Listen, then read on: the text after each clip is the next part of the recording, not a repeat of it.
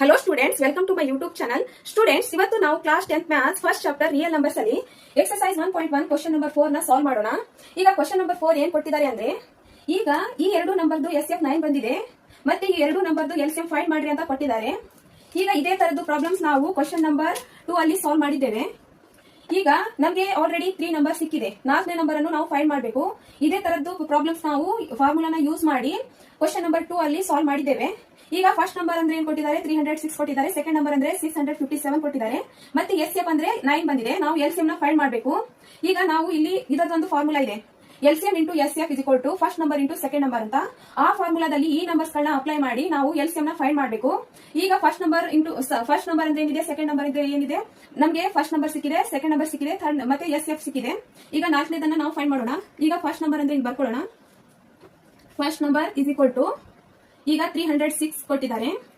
ಮತ್ತೆ second number ಅಂದ್ರೆ 657 ಬರ್ಕೊಳ್ಳೋಣ. ಮತ್ತೆ SF ಇಸ್ ಈಕ್ವಲ್ ಟು 9 ಬಂದಿದೆ.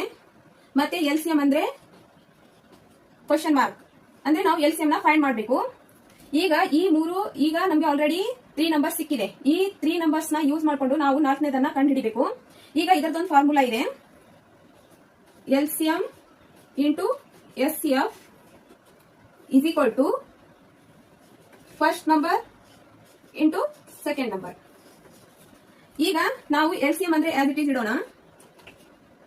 ಈಗ ಇವು ಮೂರು ನಂಬರ್ಸ್ ಗಳನ್ನ ಇದ್ರೊಳಗೆ ಬರ್ಕೊಳ್ಳೋಣ. SF ಅಂದ್ರೆ ಏನಿದೆ, 9 ಇದೆ, 9 ಬರ್ಕೊಳ್ಳೋಣ. ಮತ್ತೆ ಫಸ್ಟ್ ನಂಬರ್ ಅಂದ್ರೆ ಏನಿದೆ, 306 ಇದೆ. ಮತ್ತೆ ಸೆಕೆಂಡ್ ನಂಬರ್ ಅಂದ್ರೆ ಏನಿದೆ, 657 ಇದೆ. ಈಗ ನಾವು ಇದು 9 ಏನಿದೆ ಇಲ್ಲಿ ಮಲ್ಟಿಪ್ಲೈ ಅಲ್ಲಿ ಇದೆ, ಅಂದ್ರೆ ಇಲ್ಲಿ ಡಿವೈಡ್ ಅಲ್ಲಿ ಬರುತ್ತೆ.